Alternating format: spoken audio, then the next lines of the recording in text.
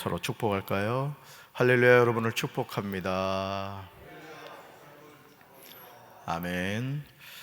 오늘 사무엘상 21장 1절부터 15절까지 말씀으로 그것을 내게 주소서, 그것을 내게 주소서, 이런 제목으로 말씀의 은혜를 나누고자 합니다.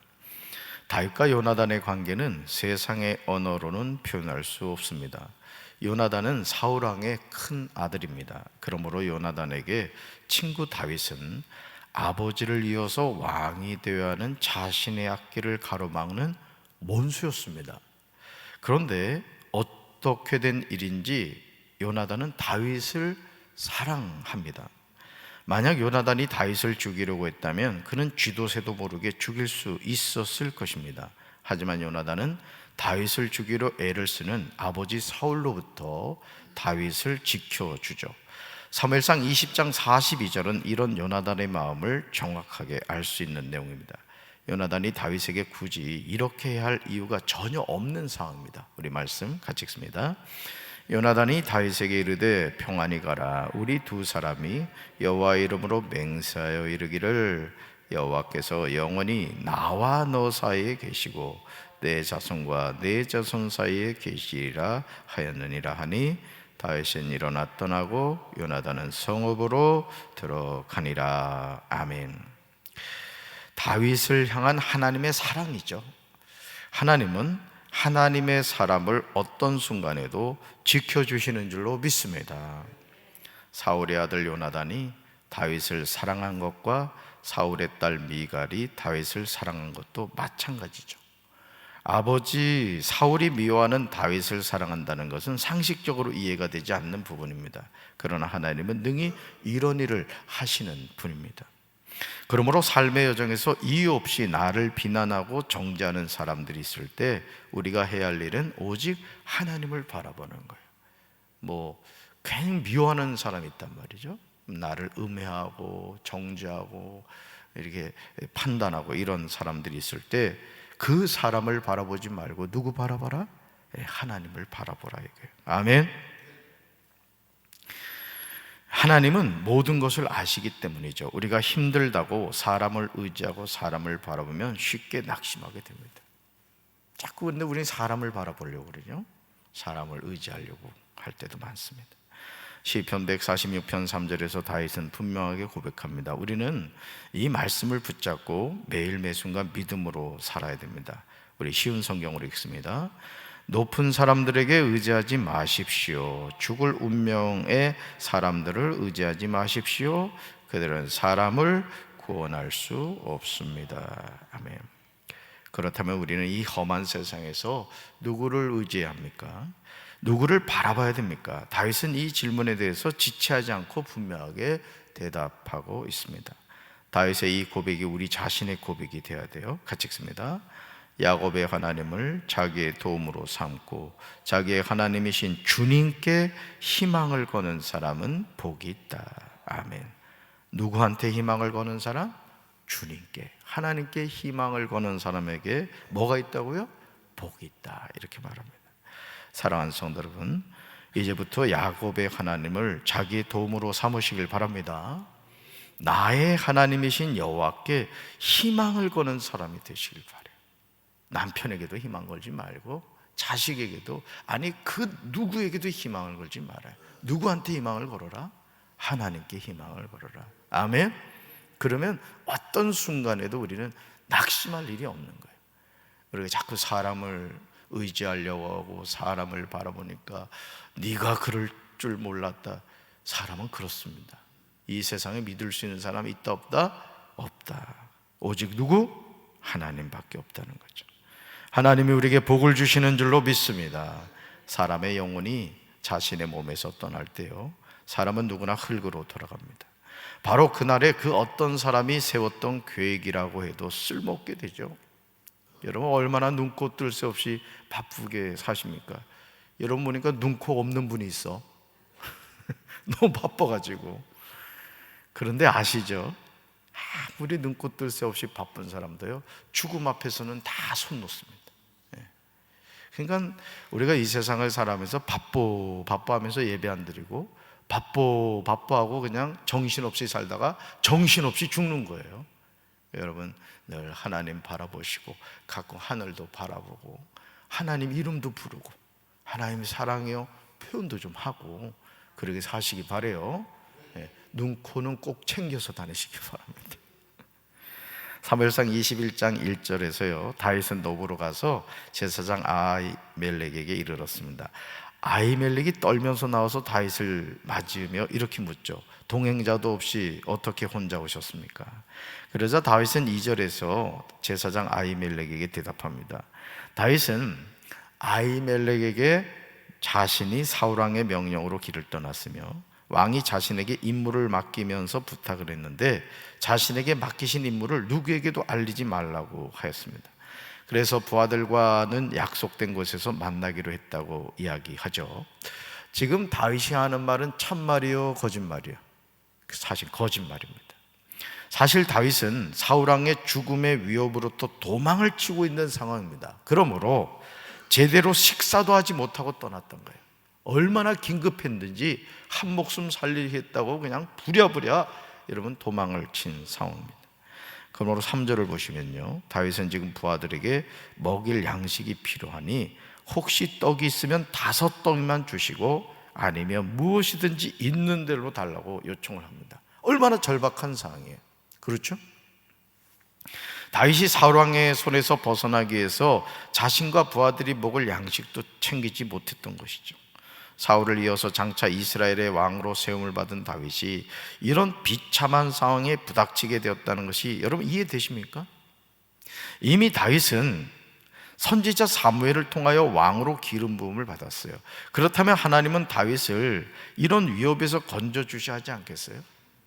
저도 목회 여정에서 때로는 하나님 앞에 이렇게 삐져가지고 입이 대짝 나왔을 때 뭘 제가 생각하지 못했느냐면, 하나님이 그래도 어린 시절부터 목사가 되겠다고 했으면은 뭐 시온의 대로는 열리지 않아도 뭐 눈에 보이는 게 있어야 될 거 아니에요?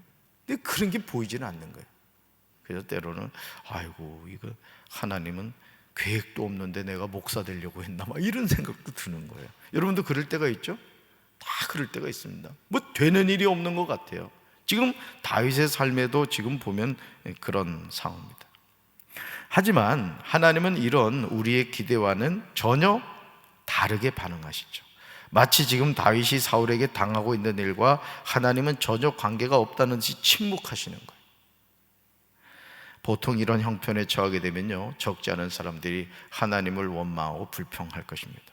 그러나 다윗은 하나님을 향하여 조금도 원망하거나 불평하지 않습니다. 우리가 성경을 읽을 때도 이런 부분을 주목해 봐야 돼요. 내가 다윗의 입장이었으면 어떻게 했을까? 내 삶이 이렇게 되는 일이었고 기름 부음을 받아 이미 사울이요 왕으로서 세움을 받았는데도 사울 왕에게 쫓겨다녀야 되고 먹을 것 없어가지고 떡덩이 좀 달라고 부탁해야 되는 이런 상황에서 끝까지 하나님을 바라볼 수 있겠는가라는 거예요. 다윗이 부하들에게 먹일 떡 5덩이를 요청하자 아히멜렉은 다윗에게 한 가지 단서 조항을 붙인 후에 줄 수 있다고 하죠. 우리 말씀 읽습니다. 지금 보통 빵은 내게 없고 있는 것은 거룩한 빵뿐입니다. 그 젊은이들이 여자만 가까이 하지 않았다면 줄 수가 있습니다. 아멘. 이게 뭐예요? 성막 안에 있었던 떡이란 말이에요. 하나님께 드리는, 날마다 하나님께 드리는 그게 있다, 이걸 이야기하고 있는 거예요. 얼마나 감사한 일입니까? 자신의 배고픔을 떠나서 부하들에게 먹거리를 해결해 주려고 하는 다윗의 마음이 따스하게 느껴지지 않습니까? 한 조직의 지도자로서의 바른 모습을 보여주는 것을 보게 되죠. 아히멜렉의 말을 들은 다윗은 5절에서요 3일 동안이나 여자를 가까이 하지 않았다고 대답합니다. 자신의 부하들은 보통 길을 갈 때도 자기 몸을 거룩하게 지켰는데 오늘 그들이 자신과 함께 길을 가고 있으니 더 말할 것이 없다는 것입니다. 우리는 5절 하반절에서 다윗이 아히멜렉에게 하는 말을 주목해 봐야 돼요. 지도자가 성결해야 부하들도 성결합니다. 말씀 같이 읽습니다. 내가 떠난 길이 보통 여행이라도 소년들의 그릇이 성결하겠거든 하물며 오늘 그들의 그릇이 성결하지 아니하겠나이까. 아멘. 지금 다윗은요, 빈말로 하는 것이 아닙니다. 우리가 다윗의 삶에서 주목해서 보아야 하는 것은 그는 하나님 앞에서 늘 어떤 삶을 살았다? 성결한 삶을 살았다. 따라합시다. 주여, 성결한 삶을 살겠습니다. 아멘. 특별히 주일을 앞둔 토요일 같은 경우는 일찍 잠자리에 들고, 가급적이면 꼭 샤워를 하고 말이에요. 주일을 준비하는 마음가짐을 가지는, 헌금도 미리 봉투에 이렇게 넣어놓고 기도 제목도 정성껏 쓰고, 그리고 주님이 주실 주일에 주실 은혜를 사모하면서 여러분 주일을 맞이해 보란 말이에요. 그러면 그 주일이 그 주일이 아닌 거예요. 여러분, 하나님은요, 사모하는 자에게 은혜 주십니다. 아멘. 그러니까 여러분이 앞으로 주일을 맞이할 때는, 어제도 제가 그 금강분치 가서 이렇게 운동을 1시간 한 10분 넘게 했어요. 하고 와가지고 쭉 보니까 교회 앞에 도로에 담배꽁초부터 해가지고 우리는 이 정문을 이렇게 걸어놓지 않기 때문에 탕자들이 교회 안에 들어와가지고 담배를 피우고 담배꽁초를 버려요. 돌아올 탕자들이요. 그래서 쭉 둘러보면서 담배꽁초 이렇게 다 이렇게 쓰레기로 이렇게 담고 그랬거든요. 담임 목사 왜 그래요? 주일 준비를 하는 거예요. 주일 준비를. 여러분, 주일날 예배 드리는데, 성도들이 예배 드리러 왔는데 여러분 주차장에 담배꽁초가 춤을 춘다고 생각해봐. 아, 이 교회는 담배를 펴도 되는구나, 이렇게 은혜를 받을 거 아니요. 분당 만납교회는 교회 안에도 그 담배 피는 장소를 마련해 놨다고 합니다만, 어쨌든 그런 마음을 가지세요. 아멘. 주일을 준비하는 마음을 가져라 이거죠.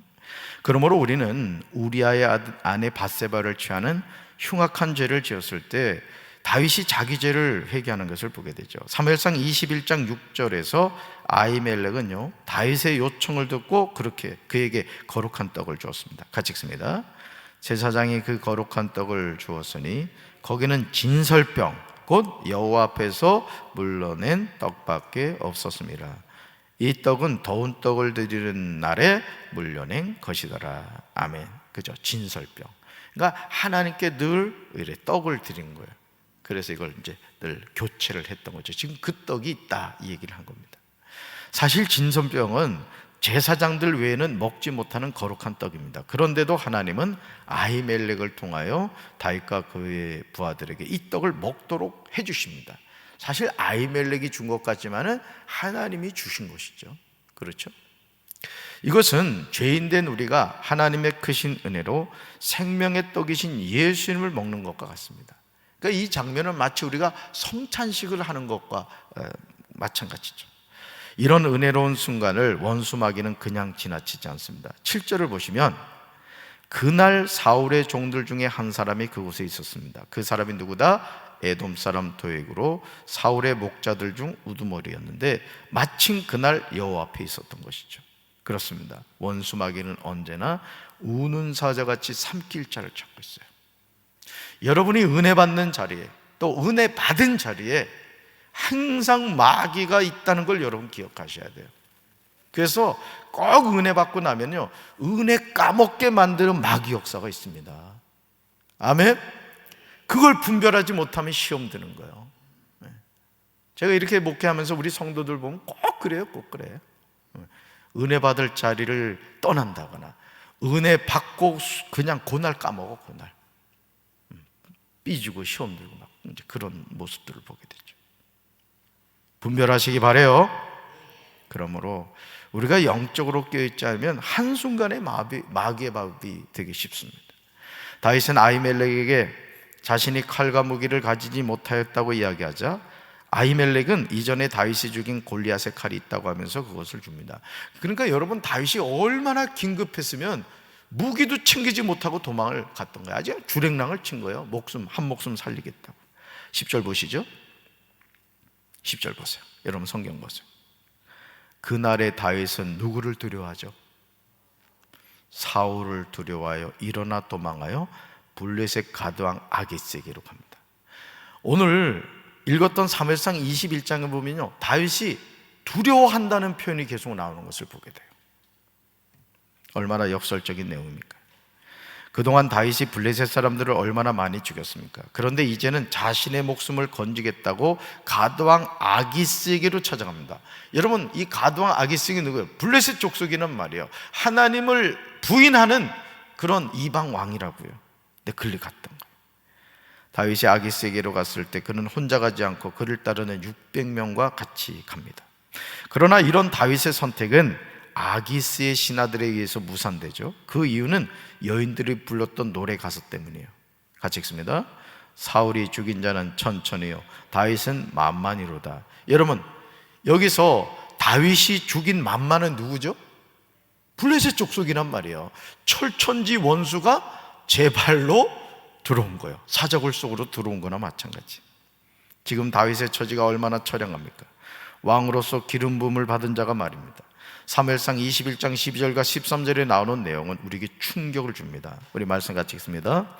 다윗이 이 말을 그의 마음에 두고 가드왕 아기스를 심히 두려워하여 그들 앞에서 그의 행동을 변하여 미친 채 하고 대문짝에 그적거리며 침을 수염에 흘리매. 아멘. 그 다음에 찍으세요. 가드왕 아기스를 심히 두려워하여. 두려워하면 칩니다. 저는 우리 사랑하는 성도 여러분들이 어떤 인생의 고난과 역경 앞에서도 두려워하지 마시기 바라요. 그래서 성경을 보면요, 두려워하지 말라는 그 표현이 365번이 나온다는 거예요. 두려워하지 말라, 두려워하지 말라. 무슨 얘기예요? 1년 365일 살면서 뭐 하지 말아라? 두려워하지 말라. 왜? 내가 너와 함께한다. 누구? 하나님이 함께 하신다. 그 하나님 누구 하나님? 나의 하나님. 아멘. 우리 죽을 때까지 두려워하지 맙시다. 늘 감사하며 사세요. 여러분이 삶이 힘들수록 더 감사하세요. 그저 감사합니다 그러라. 여러분이 자녀를 향해서도 감사의 고백을 자꾸 하란 말이죠. 하나님을 향해서도 마찬가지죠. 아기스의 신하들이 하는 말을 듣고요, 다윗은 가드왕 아기스를 매우 두려워했습니다. 그래서 다윗은 아기스와 그의 종들 앞에서요 미친 척 하였습니다. 다윗은 그들과 함께 있는 동안 미친 사람처럼 행동했던 거예요. 괜히 문짝을 긁기도 하고 수염에 침을 질질 흘리기도 했습니다. 지금 다윗의 마음에는 하나님에 대한 믿음이 사라진 상태인 거예요. 여러분, 오늘도 우리가 마찬가지입니다. 우리는 세상에 미친 삶이 아니라 하나님께 미친 삶을 살아야 될 줄로 믿습니다. 저는 나는 신이다, 어제 아가 동산에 대한 영상도 좀 봤는데요. 그 이상한 여자 이제 정신 나간 여자지, 교주가. 세상에 멀쩡한 어른들이요, 그 여자한테 말이죠, 아가야 하면서 아주 그냥 신모시듯 하는 거야. 이천에 있더만요, 그 아가 동산이. 사람이 이게 똑똑한 것 같아도요, 우둔하고 바보 같고 미련합니다. 그 잘났다고 똑똑한 여자들이 말이죠, 그 정명석이한테 하는 걸 보라고. 정신 차립시다. 누구만 바라봐야 돼? 하나님. 그 하나님도 성부 하나님이요, 성자 하나님이요, 성령 하나님이라고. 여러분, 사이비 이단도요 다 하나님 얘기합니다. 근데 문제는 뭐예요? 내가 하나님이다. 정명석이 그러잖아, 내가 메시아다. 근데 여러분, 그 교도소에 잡혀가니까 또 미친 척, 다윗을 보고 배웠는지 미친 척 한 거 아십니까? 그 영상 나오죠?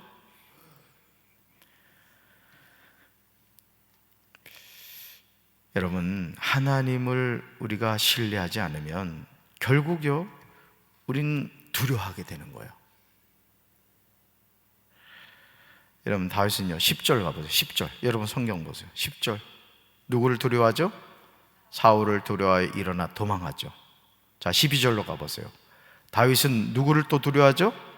아기스의 신하들이 하는 말 듣고 그의 마음에 두고 누굴 두려워해요? 가드왕 아기스를 두려워합니다.